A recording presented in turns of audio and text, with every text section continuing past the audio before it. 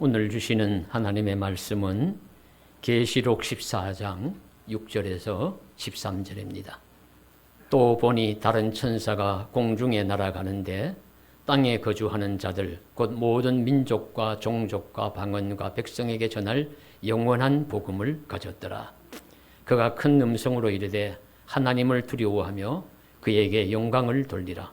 이는 그의 심판의 시간이 이르렀음이니 하늘과 땅과 바다와 물들의 근원을 만드신 이를 경배하라 하더라.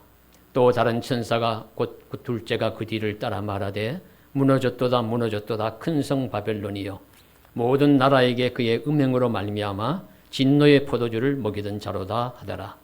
또 다른 천사 곧 셋째가 그 뒤를 따라 큰 음성으로 이르되 만일 누구든지 짐승과 그의 우상에게 경배하고 이마에나 손을 표를 받으면 그도 하나님의 진노의 포도주를 마시리니 진노의 잔에 섞인 것이 없이 부은 포도주라.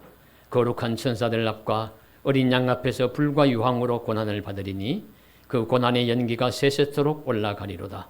짐승과 그의 우상에게 경배하고 그의 이름표를 받는 자는 누구든지 밤낮 쉼을 얻지 못하리라 하더라. 성도들의 인내가 여기 있나니 그들은 하나님의 계명과 예수에 대한 믿음을 지키는 자니라. 또 내가 들으니 하늘에서 음성이 나서 이르되 기록하라. 지금 이후로 주 안에서 죽는 자들은 복이 있도다 하시매 성령이 이르시되 그러하다. 그들이 수고를 그치고 쉬리니 이는 그들의 행한 일이 따름이라 하시더라. 아멘. 구약 성경의 욥은 무고하게 고난을 당하는 대표적인 인물입니다. 하늘에서 하나님과 사탄이 욥의 믿음의 진실성을 가리기로 한 일종의 시합을 한 결과로 욥에게 고난이 닥쳤는데 세상에서는 아무도 이 사실을 모릅니다. 세상에서는 그저 눈에 보이는 것 알 뿐입니다.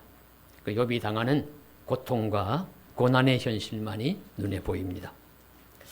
실제로 욥은 가진 모든 것을 잃었습니다. 가족도 잃고 재산도 잃고 건강도 잃었습니다. 그저 목숨줄 하나 달랑달랑 붙어있는 정도입니다. 온몸에는 악창, 우리 나서 정수리에서부터 발끝까지 온몸이 악창이 나서 눈에 보기에도 아주 형편없을 참혹할 정도입니다. 친구들이 이 소식을 들었습니다. 멀리서 친구들이 찾아왔는데 어떤 마음으로 찾아왔느냐 하면은 욥기 2장 11절에 그들이 욥을 위문하고 위로하려 하여 서로 약속하고 오더니 위문하고 위로하려고 약속하여서 왔습니다. 그래서 와서 보니까 너무 참혹한 거예요. 다 잃어버리고 그저 몸 하나 남았는데 그것도 병 들어가지고 아주 볼품 없으니까 친구들이 기가 막혀가지고 티끌을 날리고 옷을 찢으며 울면서 아무 말도 하지 않고 밤낮 7일을 함께 있었다. 이거 대단한 거죠. 그런데 만일에 이렇게만 했으면 욥의 친구들은 책망받지 않았을 겁니다. 그러나 7일이 지난 다음에 서로 간에 조금 정신을 차린 다음에 판단하는 이성이 작동을 합니다. 그래서 욥을 판단하기를 시작했습니다. 친구들의 이야기를 읽어보면 별로 틀린 말이 아닙니다. 세상에 죄 없이 망한 자가 어디 있느냐. 욥, 너도 지금 망했는 것을 보니까 죄가 있음이 틀림이 없다. 그걸 회개해라. 잘못 인정해라. 이렇게 이제 이야기하는 것이죠. 욥은 억울합니다. 너희는 나보다 대단한 자로인가 보구나. 너희는 도대체 얼마나 잘났기에 벌 받지 않고 잘 살다고 생각하느냐. 뭐 등등 욥이 할 수 없는 말로 대응하면서 인정하지 않아요. 그리고 그들에게 욥이 하는 말 중에 하나가 너희는 나를 괴롭게 하는 위로자다. 진짜 위로자가 아니라 괴롭게 하는 위로자, 재난을 주는 위로자, 고치지 못하는 쓸모없는 의원, 그렇게 인정을 합니다. 그래서 이 욥이 그렇게 대응을 하면서 친구들에게 대응하는데 결과적으로는 하나님이 욥이 좀 더 나았고 완전하지 않지만 친구들보다 좀 더 나았고 친구들은 여백의 잘못을 빌어야 한다. 나중에 결론을 그렇게 내려주십니다. 이 이야기를 다시 말씀드리는 이유는 진정한 위로자가 된다는 것이 참 어렵다 하는 것입니다. 참으로 진정한 위로자가 되는 것이 우리 얼마나 어려운지요. 사실 우린 욥의 친구들만 할 수 있겠습니까? 재난을 당한 친구를 향해서 멀리서 찾아와서 밤낮 7일을 함께 울어줄 수 있겠습니까? 논리적인 말로 그에게 설득하려고 할 수 있겠습니까? 우린 그렇게도 못해요. 그럴 정도로 참된 위로자가 되고 진실에 기초하여 고통당하는 자에게 참 힘을 주는 것은 매우 어려운 일이라고 보여집니다. 신약 성경의 1차적인 독자들이 누구냐? 바로 오늘 읽은 요한계시록 말씀의 1차적인 대상이 누구냐? 1세기에 고난받는 그리스도인들입니다. 욥 못지않게 고난받아요. 가장 악랄한 로마 황제라고 불리는 도미시안이 통치하면서 믿는 자라고 예수 믿는다고 붙잡아서 체포하고 옥에 가두고 매를 때리고 유배를 보내고 직업을 뺏고 그리고 동물의 밥으로 던지기도 하고 십자가형에 처하기도 합니다. 예수 믿는다는 이유로 가족과 이별해야 되고 가진 재산을 몰수당해야 되고 멀리 유배를 당하고 옥에 처하기도 하고 동물의 밥이 되기도 하고 십자가형에 처해진다. 얼마나 큰 고통을 당하고 있습니까? 이런 대상들을 어떻게 위로를 해야 할까요? 그런데 이렇게 하다가 보니까 많은 사람들이 배교를 하게 됩니다. 이런 고통당하면서까지 예수 믿는 사람이 얼마나 되겠어요, 여러분? 그러니 많은 사람들이 배교를 해서 세상 향락으로 세상의 일들로 다 굴복하고 넘어가는데 그래도 배교하지 않고 믿음을 지키면서 끝까지 주 안에서 살아가는 자들이 있습니다. 그런 사람들에게 이 말씀 증거하는 겁니다. 전해주는 거예요. 위로가 필요합니다. 새 힘이 필요합니다. 낙심하지 말고 예수 믿고 끝까지 견디라고 용기를 주는 말씀이 필요합니다. 그래서 그 말씀을 전하려고 이 요한계시록을 묵시문학이라는 지난주에 말씀드린 그 형식을 빌려서 환상과 계시의 말씀을 통해 가지고 사도 요한의 입술을 통해서 하나님은 하나님의 백성들을 위로하십니다. 그래서 그들이 주었던 위로가 오늘날 또 환난과 어려움을 당하신 분들이 계시면 그분들에게도 위로가 되시기를 바랍니다. 그들에게 주었던 격려와 힘이 우리에게 주시는 격려와 힘과 위로와 소망이 되기를 원합니다. 하나님이 욥에게 주셨던 전능자이신 하나님의 위로와 격려가 해결점이 되었듯이 오늘 저와 여러분에게도 또 1세기 성도들에게 요한계시록의 말씀이 큰 힘과 위로가 되었듯이 오늘 저와 여러분에게도 하나님의 말씀이 진정한 힘과 위로와 격려와 용기가 되기는 그런 생명의 말씀이 되시기를 주님의 이름으로 간절히 축원합니다. 오늘 말씀은 계시록의 중반부에 나오는 환상의 말씀인데요. 우리 14장의 말씀입니다. 우리 첫 부분에 보시면 하나님의 어린 양과 보좌에 앉으신 분 앞에서 14만 4천 명이 서 있다 하는 말씀이 나옵니다. 14만 4천 명이 새 노래를 부른다. 지난주에 말씀드린 대로 새 노래는 아무나 부르는 것이 아닙니다. 새 노래는 하나님께 진심으로 드리는 영혼의 찬양을 의미하는데 이 새 노래는 구원받은 하나님의 백성들, 그리고 네 생물과 같이 24장로와 같이 그리고 오늘 말씀 나누는 14만 4천 명의 성도들과 같은 자들이 부를 수 있는 노래입니다. 그래서 이 새 노래를 부를 수 있는 14만 4천 명은 정결한 자들입니다. 예수의 십자가의 피로 자기의 더러운 죄를 씻어버려서 정결하게 된 자들을 의미하고 있고 어디를 가든지 예수님을 따라가는 자들이고 예수님께 속한 자들이 14만 4천 명에 속한 자들입니다. 그러면 이 14만 4천 명이라는 숫자는 어떻게 나왔느냐? 지난주일 24장로는 구약의 12지파와 신약의 12사도를 더해가지고 24장로가 대표적으로 나왔다 하는 말씀을 드렸는데 이 14만 4천 명은 구약의 12지파와 신약의 12사도를 곱한 것입니다. 그러면 144예요. 거기에서 고대로부터 1000이라는 숫자는 많은 수를 의미합니다. 그래 많은 수를 의미하는 1000을 곱해가지고 14만 4천 명이라는 수를 제시하는 겁니다. 상징적인 숫자입니다. 꼭 하나님의 나라에는 14만 4천 명이라는 고인원이 들어간다고 하면 잘못된 거예요.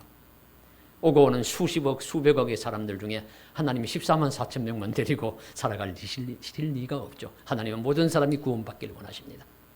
많은 하나님의 구원받은 수인데 거기에 들어가는 사람은 오늘 14장에 나오는 1절에서 5절까지 나오는 말씀에 나오는 사람들, 거짓말과 흠이 없는 자들, 어린 양이 어디 가든지 따라가는 자들, 순결한 자들, 음행으로 자신을 더럽히지 않는 자들 등등 그런 신실한 자들이 이 14만 4천 명에 속합니다. 이 말씀은 유혹에 빠지지 아니하고 시련과 박해를 이겨낸 그리스도인들을 의미합니다. 그래서 13장에 보시면 무서운 짐승이 나오고 666이라는 숫자가 나오고 그런 괴물과 같은 짐승 등장하는데 그건 사탄의 세력 그리고 악한 세상 권세를 의미합니다. 그 악한 세상 권세에 굴복하지 아니하고 믿음을 지킨 사람들 14만 4천 명에 들어가는 사람들입니다. 그 사람들에게 오늘 주님은 위로하십니다. 격려하십니다. 생명의 말씀을 주심으로써 그들에게 힘을 주십니다. 그래서 어떻게 이제 힘을 주시고 위로하시냐? 오늘은 새 천사를 통해서 이제 말씀하시는데요. 자, 6절 말씀 보십시오. 또 보니 다른 천사가 공중에 날아가는데 땅에 거주하는 자들 곧 모든 민족과 종족과 방언과 백성에게 전할 영원한 복음을 가졌더라. 자, 영원한 복음을 가진 찬천사가 큰 음성으로 이렇게 말씀합니다. 하나님을 두려워하며 그에게 영광을 돌리라. 이는 그의 심판의 시간이 이르렀으니 하늘과 땅과 바다와 물들의 근원을 만드신 이를 경배하라. 이렇게 이제 소리를 치는 거예요. 저는 아주 크게 더 소리를 질러야 되는데 여러분의 길을 생각하고 그래서 좀 소리를 덜 질렀습니다. 여기 보면 그 소리가 천사가 큰 소리로 쳤어요. 큰 소리를 쳤어요. 크게 소리를 질러서 하나님을 두려워하며 그에게 영광을 돌리라. 이렇게 외치는 겁니다. 그러니까 고난받고 핍박받는 자를 위로하는 것도 여러 종류가 있는데 우리는 위로의 말을 잘 모릅니다. 위로 잘 할 줄 몰라요. 그래서 우리는 기껏 하면은 그저 위로받으십시오. 직설적으로 하는데 이 천사가 하는 말은 차원이 높습니다. 그저 직접 위로라는 말을 사용하지 않고 위로하기를 원하는데 그 위로 성도가 고난받는 성도가 위로받는 최선의 길이 무엇이냐? 하나님께 영광을 돌리고 경배하는 일이다. 지금 잘하고 있다고 지금 인정하는 거예요. 여러분 잘하고 계십니다. 박해를 두려워하지 아니하고 시련을 두려워하지 아니하고 핍박을 두려워하지 아니하고 믿음을 지키면서 여러분 지금 잘하고 있습니다. 하나님께 영광을 돌리고 하나님께 경배하는 그것이 최선입니다. 복된 길입니다. 그렇게 말씀하십니다. 그래서 오늘 또 우리도 위로받으려면 예배를 잘 드리는 자가 돼야 돼요. 이렇게 무더운 날씨임에도 불구하고 함께 하셔서 예배를 잘 드리면 천사가 보고 잘하고 있다고, 힘들고 어렵지만은 잘 예배하고 있다고, 주님께 영광 돌리고 있다고 축복하실 것입니다. 저와 여러분 큰 축복 받으시기를 주님의 이름으로 간절히 소망합니다. 그래서 이 하나님께 영광을 돌리는 것이 사람의 제일 되는 목적입니다. 그래서 우리 장로교 교리를 잘 요약해 놓은 웨스트민스터 교리 문답의 제1조 사람의 제일 되는 목적이 무엇이뇨? 하나님을 영화롭게 하고 영원토록 그를 즐거워하는 것이다. 하나님께 영광을 돌리는 일입니다. 이것은 고린도전서 10장 31절에 너희가 먹든지 마시든지 무엇을 하든지 다 하나님의 영광을 위하여 하라는 말씀을 해석한 것입니다. 여러분 무엇을 하든지 하나님의 영광을 위해서 해야 합니다. 고난받는 1세기 그리스도인들이든 평온의 시기를 살아가는 오늘날 우리들이든지 하나님이 기뻐하시고 하나님께 영광을 돌리는 일을 하는 일이 그것이 우리의 삶의 기본이고 그것이 모든 삶의 고난과 핍박과 환난과 어려움과 유혹과 모든 꼬임을 이겨내는 믿음의 길입니다. 이것이 하나님께 영광 돌리는 것이 삶의 기준이 돼야 돼요. 저와 여러분 늘 우리 무엇을 하실 때 꼭 생각해 보십시다. 이 일을 하면 하나님께 영광이 될까? 하나님의 영광을 가리는 일인가? 틀림없어요. 그것으로 우리 결정하시면 하나님 앞에 영광이 되는 일은 열심히 하려고 하면 하나님이 보실 것이고, 하나님께 영광을 못 돌리고 하시면 우리는 책망받을 것입니다. 14만 4천 명은 그런 자들입니다. 하나님께 영광을 돌리는 자들입니다. 새 노래를 부를 수 있는 자들입니다. 그래서 우리도 하나님께 영광을 돌리는 자들이 되어서 예수 그리스도께 어린 양께 속한 그런 자들이 될 수 있기를 주님의 이름으로 간절히 소망합니다. 자, 그러면 이제 둘째 천사가 또 나타나서 역시 그 뒤를 따라서 외칩니다. 8절에 보시면 나오는데요. 뭐라고 외치느냐? 무너졌도다, 무너졌도다. 큰 성 바벨론이여, 모든 나라에게 그의 음행으로 말미암아 진노의 포도주를 먹이던 자로다. 이렇게 외칩니다. 무너졌도다, 무너졌도다. 큰 성 바벨론이여. 바벨론은 누구를 의미할까요? 바벨론은 고대 주전 5세기, 6세기경에 큰 제국을 형성했던 큰 민족, 큰 나라입니다. 그런데 이 복음의 말씀이 기록된 주후 1세기에는 이미 멸망한 나라예요. 그 멸망한 나라를 향해서 큰 성 바벨론이 무너졌도다 하는 것은 그 바벨론을 무너진 것을 말씀하면서 실제로는 누구가 무너질 것을 이야기하느냐면 로마가 무너지는 것을 이야기하는 겁니다. 지금 이런 내용입니다. 나를 괴롭히는 어떤 사람이 있어요. 너무 나를 괴롭혀요. 견딜 수 없을 정도로 괴롭히고 고통을 줍니다. 그럼 헤어날 길이 없어서 고통을 당하고 있는데 어떤 사람이 나타나서 아이고 잘 살아, 위로받아, 힘내, 이렇게 할 수도 있지만 나를 위로하는 방법 중에 하나가 뭔가 하면 저 사람을 가서 멸망시켜버리는 거예요. 파괴시켜버려. 그럼 내가 위로가 되는 겁니다. 바로 그 말씀이죠. 로마가 지금 큰 힘을 가지고 큰 권세를 가지고 그리스도인들 교회를 핍박합니다. 그러니까 지금 천사가 나타나서 이 큰 성 로마가 큰 힘이 있는 것 같고 세상 권세 영원할 것 같지만 영원하지 않다. 바벨론이 무너진 것처럼 로마도 무너질 것이라고 그렇게 말씀하십니다. 로마가 무너지면 그리스도인이 해방되는 것이잖아요. 그리스도인들은 그 속박에서 풀려나는 것이니까 큰 위로가 됩니다.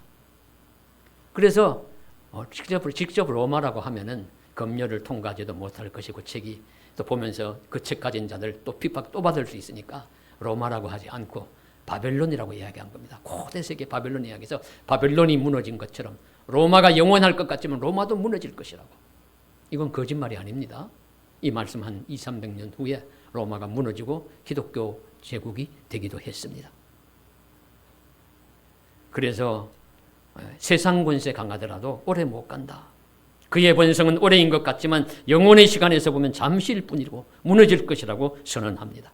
그러므로 성도들은 이 진실을 알고 낙심하지 말고 하나님과 어린 양 예수를 바라보며 믿음을 지키는 삶을 살아내야 합니다. 심판의 날은 양면성이 있습니다. 자, 심판이 다가온다 하면은 양면성이 있다는 것은 누군가에게는 기쁨과 좋은 소식이고요. 누군가에게는 슬픔과 애통, 통곡할 날입니다.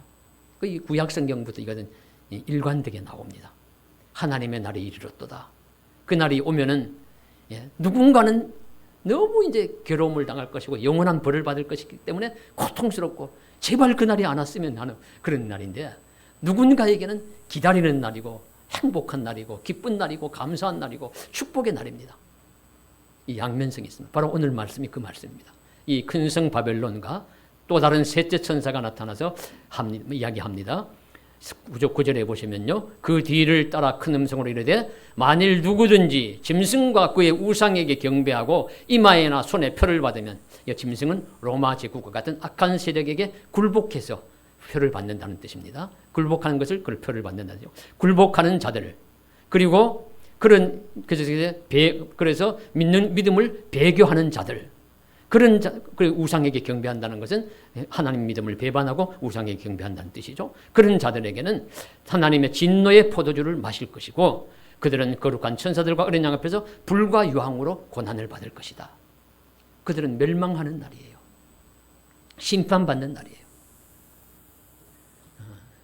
어릴 때 저희들 제 또래가 학교 다닐 때만 해도 여러분들 잘 아시겠습니다만 학교에서 시험을 치고 나면은 공부를 잘하는 학생에게는 시험 결과 나오는 날이 기쁨의 날이고 공부를 못하는 학생에게는 심판의 날이에요. 그래서 시험 치고 나면 이반 저반에서 타작하는 소리가 펑펑 났습니다. 그래서 보면은 뭐 이반 저반에서 시험 점수 불러주면서 선생님이 그저 매를 쳐서 뭐 탕탕 하는 소리가 나고 뭐 우리 반에도 그랬고 여러분께서는 기쁨의 날이셨습니까? 슬픔과 애통의 날이셨습니까? 저는 공부 좀 했거든요. 그래서 그날은 저는 기쁨의 날이었습니다. 선거가 심판의 날이라고 하는데 지금 미국의 우리 누구죠? 그 우리 대통령 후보 둘이서 지금 선거 유세를 합니다. 그 결과가 이제 12월인가 나면은 한 사람은 슬픔의 날이 될 것이고 한 사람은 기쁨의 날이 될 것이에요. 마찬가지입니다. 마지막 심판 때도 마찬가지란 거예요. 마지막 심판 때도 그날이 오면은 예수를 믿고 섬기고 오늘은 고생하고 고통받고 눈물 흘리고 탄식하고 그렇게 힘들게 살아가지만 하나님의 날이 그날이 오면 예수 잘 믿는 사람은 기쁨과 감사의 날이 될 것이요. 이렇게 이마에 표를 짐승의 표를 받고 그렇게 배교하고 우상을 섬기는 자들에게는 슬픔과 고통의 날이 될 것입니다. 그 말씀 지금 하시는 겁니다. 자, 그리고 여기서 불과 여왕으로 고난을 받는다는 것은 과정의 고난이 아니라 결과적인 고난입니다. 이 과정의 고난은 우리가 받을 수 있어요. 믿는 자들이 많이 받습니다. 과정 속에 고난을 받지만은 결국에는 선으로 귀결되고 행복으로 복으로 귀결되고 아름다움으로 귀결될 것이니까요. 그러나 여기에 받는 불과 여왕으로 받는 고난은 결과적인 벌로서 받는 고난입니다. 이건 다시 회복되지 않아요. 그래서 요한계시록 20장 15절에 둘째 사망에 이른다 하는 말씀도 하시고 있고 생명책에 이름이 기록되지 못한 자는 그 불과 유황못에 들어간다는 말씀을 하시고 있습니다. 이런 심판을 큰 성 바벨론과 같은 거대한 악들, 그 악에 동조하고 그 악의 유혹에 넘어가서 악의 무리에 속한 자들이 받는 것입니다. 그래서 이런 로마와 같은 힘을 가지고 있는 자들이 믿는 자를 핍박하며 자신의 향락을 즐기고 악하게 살아가는 자들은 결국 벌받고 멸망받을 것이다. 주님은 말씀하십니다. 그러므로 우리는 그들을 두려워할 대상도 아니고 부러워할 대상도 아니라 오히려 영원한 멸망에 처할 불쌍한 자들일 뿐이다. 그렇게 보시고 성도는 그런 무리에 속하지 않음을 오히려 다행스럽게 여기고 감사하며 찬송하며 살아가는 저와 여러분 되시기를 간절히 소원합니다. 세 번째는 그런 멸망의 무리에 속하지 않는 사람들, 오히려 하나님의 심판의 날을 기뻐하고 기다리는 사람들이 있습니다. 그날이 오면 칭찬받고 상받을 것이고 이 땅의 수고와 고생을 그치는 날이 될 것입니다. 바로 12절에 나오는 성도들이죠. 12절에 이런 말씀입니다. 성도들의 인내가 여기 있나니 그들은 하나님의 계명과 예수에 대한 믿음을 지키는 자니라. 성도들의 인내가 여기 있나니 인내를 칭찬하고 있어요. 성도들의 인내가 여기 있습니다. 여러분의 인내를 하나님이 알고 계시고 보고 계십니다. 그렇게 지금 격려하시고 칭찬하시고 있는 것입니다. 성도들의 인내가 여기 있나니 저 멸망할 사람들과 다른 성도들의 인내, 오래 참음이 여기 있습니다. 그날을 기다리면서 믿음을 지키면서 살아가는 사람들, 그 사람들의 인내를 주님이 인정하시고 있습니다. 성도들의 인내가 여기 있나니 신자들의 오래 참음을 강조하고 감탄하는 표현입니다. 하나님이 인내를 칭찬하세요. 인내는 아름다운 덕목입니다. 성경에서도 매우 칭찬하시는 덕목입니다. 그래서 야고보서 5장에 보시면 성도들의 인내를 칭찬하십니다. 욥의 인내를 칭찬하면서 성도들의 인내를 똑같이 인내하는 자를 복되다 하나니 너희가 욥의 인내를 들었고 주께서 주신 결말을 보았거니와. 또 예수님도 너희의 인내로 너희 영혼을 얻으리라. 누가복음 21장 19절에 말씀하시고 있고요. 또 디모데후서 2장 12절에 사도 바울은 디모데에게 참으면 또한 함께 왕노릇할 것이요. 인내를 말씀하시고 있고요. 성령의 열매 중에서도 사랑, 희락, 화평, 오래 참음. 네 번째가 인내, 오래 참음의 열매입니다. 그래서 우리는 인내해야 합니다. 인내하는 자는 복 있는 자라고 인정받을 수 있습니다. 인내하는 자는 오래 참는 자이고 하나님께 칭찬받습니다. 그래서 인내하는 자가 진짜입니다.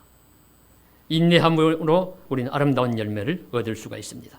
성도 여러분, 인내하지 않고 얻는 것이 세상에 무엇이 있을까요? 거의 없어요. 만일에 인내하지 않고 얻으면 그거 가짜입니다. 가짜이기 쉽습니다. 다 인내해야 얻습니다. 예, 자녀를 기르는 것도 부모님의 인내가 있고요. 노부모님을 모시는 것도 자녀들의 인내가 있습니다. 한 가정을 꾸리고 살아가는 것도 부부간에 엄청난 인내가 필요합니다. 여러 가지 곳곳마다 인내 없이는 이루어질 수 있는 것이 아무것도 없습니다. 그래서 세상에 위대한 자 많다고 하지만 정말 위대한 자는 인내하는 자입니다. 참는 자가, 오래 참는 자가 인내하는 자입니다. 하나님의 심판의 날까지 오래 참고 견디며 인내하는 자를 하나님은 복되다 하시며 인정하시고 있습니다. 그 보상으로 우리 13절에 나오는 영원한 쉼을 주리라. 영원한 쉼을 주리라. 예, 그 세상의 수고와 모든 고통을 그치고 영원한 쉼을 주신다고 말씀하시고 있습니다. 그래서 우리 인내하는 자의 복을 저와 여러분이 받을 수 있기를 간절히 소망합니다. 예, 어떤 분이 이렇게 어려운 일을 정리한 적이 있습니다. 이게 어려운 일이다 이렇게 이야기해요. 그죠? 5위부터 이야기를 하는데 제가 칼럼에도 한번 적은 기억이 나는 것 같기도 하고요. 5위가 아이들이 엄마 설득하기. 아마 엄마가 좀 고집스러운가 봐요. 사랑도 많지만 고집도 세다. 아이들이 엄마 설득하는 것이 어렵다. 4위가 퇴직한 남편 존중하기. 그래서 저도 얼마 안 남았네. 이런 생각을 또 하게 됩니다. 예. 이게 아마 또 이건 참 보상 없이 잘 섬기기 어렵다 하는 그런 뜻도 되리라고 보여지고요. 3위가 남의 돈 내 주머니에 넣기. 이거는 아마 돈 벌기 어렵다는 이야기인 것이고요. 2위가 내 생각 남의 머리에 넣기. 남 설득하거나 가르친다는 것이 어려운 일이다. 그리고 명예로운 1위가 뭐냐 하면은 기다리고 인내하기였습니다. 기다리고 인내하는 것이 가장 어렵다. 세상에 대단한 분 많지만은 인내하는 분이 제일 대단한 분입니다. 한 달 전쯤에 신문에 이런 기사가 하나 났었습니다. 골프에 대한 기사인데요. 한국 여자 프로 골프 대회인 이완 체리티라는 시합이 있었는데 배소현이라는 선수가 우승을 했습니다. 이 선수는 자주 우승을 하는 선수가 아니고 처음 우승을 했습니다. 그런데 몇 번 시합에 나와서 몇 번째 우승을 했느냐 하면 153번 대회에 나왔고 154번째 대회에 나와서 우승을 했어요. 예, 저는 잘 골프를 모르지만은 대회 한번 하면은 보니까 3, 4일 하더라고요. 54홀이나 72홀 그 시합을 하는데 그 시합에 일부 시합에 아마 참석하는 것도 쉽지 않을 겁니다. 그 시합에 참석하기 위해서도 아마 실력도 좋아야 되고 수만 번, 수십만 번 골프채를 휘둘렀을 거예요. 그래서 참석을 해서 1년에 몇 번이나 참석할 수 있겠습니까? 잘하는 선수래야 10번 이상 참석할 텐데 10회 이상 참석했다 해도 15년 가까이를 계속해서 나와야 그렇게 해서 우승한 겁니다. 그러니까 신문에도 나온 거예요. 신문에도 기사가 나왔는데 얼마나 번번이 좌절의 눈물을 흘려야 했겠습니까? 그녀의 아버지도 딸을 골프에 입문시키고 캐디로 직접 나서며 뒷바라지했지만 딸이 2부 투어에서 활동할 때 병을 얻어 세상을 떠나고 이 우승의 영광을 함께 누리지 못했다. 그렇게 이제 기록되어 있고 그런 사연이 있는 그녀가 154번째 도전에서 나이 31세에 첫 우승을 했는데 무엇보다도 인내의 열매라는 거죠. 오래 참고 꾸준히 도전한 결과 우승의 영광을 누린 것입니다. 그녀는 우승 소감을 이렇게 밝혔습니다. 나의 이번 우승이 아직 우승이 없는 선수와 부모님들에게 희망이 됐으면 합니다. 당장 실적이 나오지 않더라도 노력하고 기다리면 분명 좋은 결과가 있을 것입니다. 이 모든 영광을 하늘에 계신 아버지께 돌립니다. 메시지가 있어요. 교훈이 있습니다. 자기가 우승했지만 그 우승의 영광을 다른 자기처럼 우승하지 못하고 오래 참고 기다리는 사람에게 용기를 주는 겁니다. 희망을 주는 겁니다. 그래서 그렇게 분명히 이야기를 했어요. 분명히 해서 금방 열매 실적이 나오지 않더라도 노력하고 기다리면 좋은 결과가 있을 것입니다. 자기가 이제 몸으로 보여준 거죠. 천사가 지금 이렇게 우승한 선수와 같은 마음으로 지금 성도들을 위로하고 있습니다. 나를 보십시오. 나는 우승한 사람과 같습니다. 오래 참고 기다려서 우승한 사람과 같은 나 하나님의 영광을 압니다. 하나님 나라의 영광과 그 기쁨과 감사를 압니다. 여러분도 참고 기다리시면 이런 영광을 누리실 것입니다. 성도들의 인내가 여기 있나니 하나님의 말씀과 예수의 계명을 지키는 자들이다. 그 자들 이 인내를 하나님이 보고 계신다. 그렇게 말씀을 하면서 그들을 축복하고 격려하고 있습니다. 그래서 이 성도들에게 주는 메시지는, 요한계시록에 주는 메시지는 영원한 소망을 주는 것입니다. 그래서 영원한 소망, 인내하는 자가 소망을 얻는다.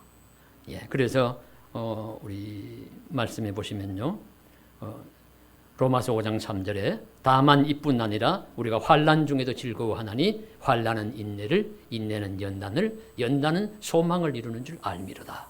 인내하는 자가 소망을 이룬다. 그래서 인내하는 성도들에게 하늘의 소망을 이룰 것이라고 축복하며 하나님 앞에서 격려하시고 있습니다. 그래서 악한 짐승과 같은 권세, 바벨론과 같은 로마의 큰 세력을 이길 것이라고, 결국엔 견디고 인내하시고 승리를 주실 것이라고 말씀해 주시고 있습니다. 그래서 종말론적인 소망을 주시는 것이 요한계시록의 말씀입니다. 설사 인생이 죽고 태양이 소멸되고 인류 문명이 사라진다고 해도 그것이 끝이 아니라고 말씀하시고 있습니다.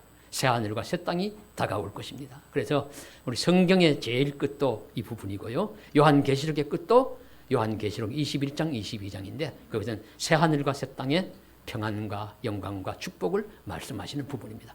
모두 이 땅에 수고와 고생을 하면서 끝까지 견딘 자는 거기에 들어간다. 거기에 들어가서 사랑도 완성되고 평화도 완성되고 의로움도 완성되고 모든 것이 완성되는 그 나라에, 부족함이 없는 그 나라에 들어가서 영원히 살아갈 그 영생을 누릴 것이라는 말씀을 소망으로 주시고 있습니다. 그래서 오늘도 우리가 고통과 환난 속에 살아가신다면 낙심치 마시고, 우리 1세기의 그리스도인들이 그런 고통 속에서도 살아남아서 이런 말씀 들으면서 견뎌서 믿음으로 하나님 나라에 들어가신 것처럼 오늘 우리들도 참고 견디고 이기고 나아가면 영원한 하나님 나라에 안착하게 될 수 있을 줄로 믿습니다. 그 나라에 들어가는 저와 여러분 되시기를 주님의 이름으로 간절히 소망하며 축복합니다. 기도드리겠습니다. 사랑하는 하나님 아버지, 주님의 이름으로 감사하며 찬송합니다. 주님, 우리도 연약하여 늘 배교의 길을 갈 때도 있고 또 늘 주님 배반하여 또 여러 가지 세상 향락, 세상 것들을 잘 따라갈 때 있지만, 그러나 끝까지 믿음을 지키고 인내하는 자가 복되다 하나니 성도들의 인내가 여기 있나니 하나님 말씀하시면서 격려하시고 위로하시고 보시고 그 결국에는 소망을 주셔서 축복해 주실 것이라고 말씀하시는 것 굳게 붙들고 믿음으로 승리하는 우리 삶의 길, 신앙의 길 잘 걷게 하여 주시옵소서.